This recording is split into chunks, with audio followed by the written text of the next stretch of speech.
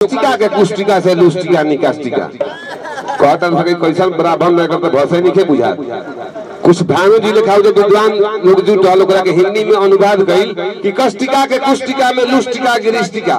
काशी के कुएं में मेरा लोटा गिर गया है कौन है धर्मिष्टिका जो कास्टिका के कुष्टिका से लुष्टिका निकास्टिका जो मेरा लोटा को निकालेगा।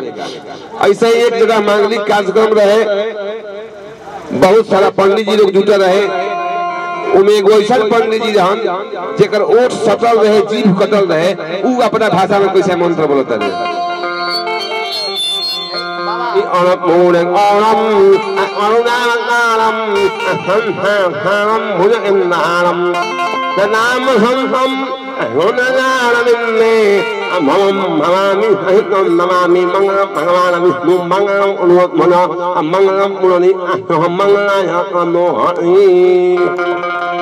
चलिए आइए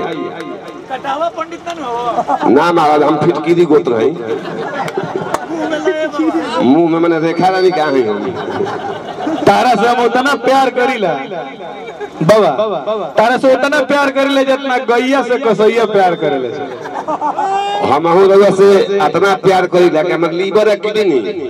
दोनों निकाल के फेंक दो, बाकी भानु जी रह समझी जाई।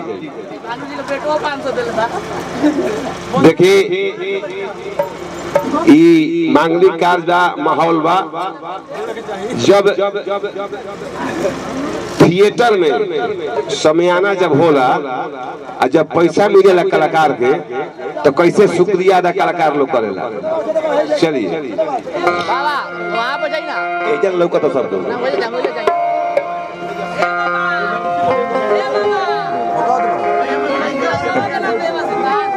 अच्छा नाती बेटा सबके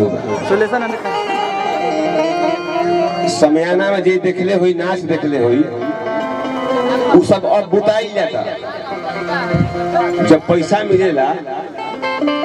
तो कैसे नर्तकी लोग ओकरा का शुक्रिया अदा करेगा। लोग दिल में लगा चोट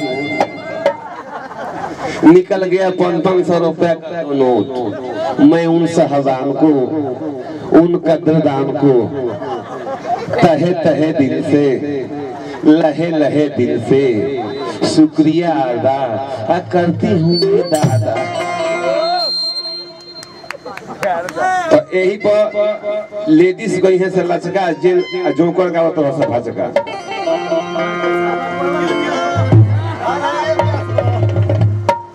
पहले लेडीज गई है सब, अरे कि नदिया किनारे कि नदिया किनारे अरे की परेला पाला, अरे गमछी दा गमछी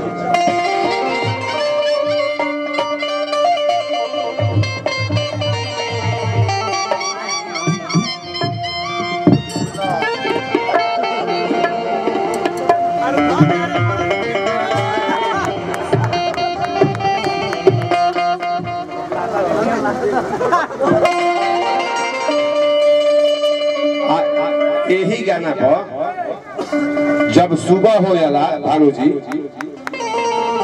तो सब बरतिया सूत गइल बारे, लेकिन पैसा ना मत कटो, 4 बजे भोर तक कसहु नाचे के बाद जब लेडीज थाक जाती तो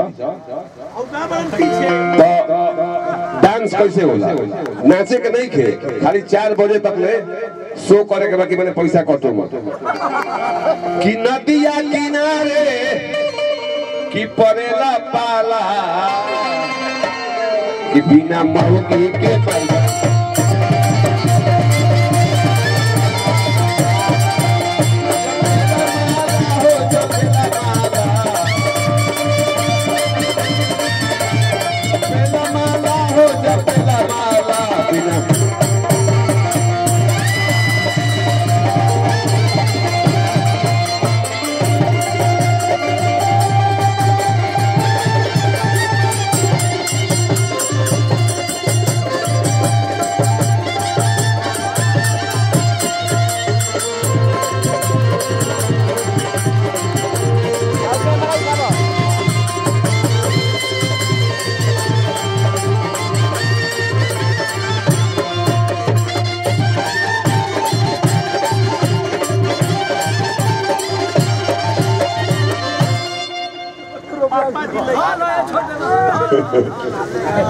पापा जी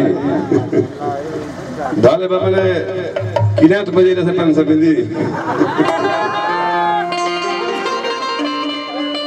तब जाके चौपर भाजका गई है सब। अरे की नदिया किनारे अरे की फरेल भंटा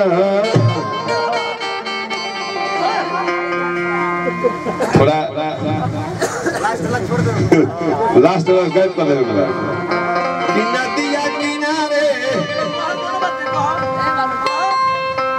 अरे की फरेला भंटा अरे की बिना मर्दा के मौगी आधाई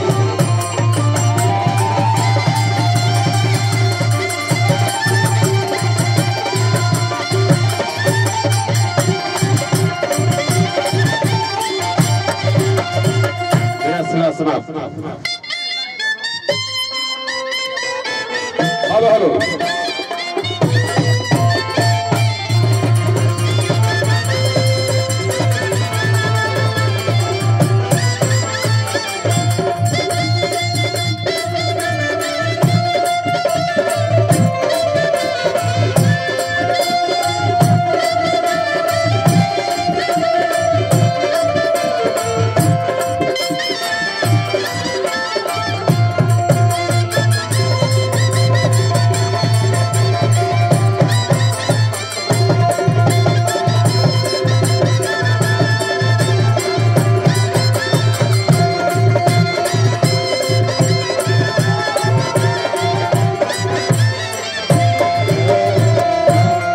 एक बार पूरा सदन से छोटू बाबा के लिए ताली हो जाए। एक ऐसा कलाकार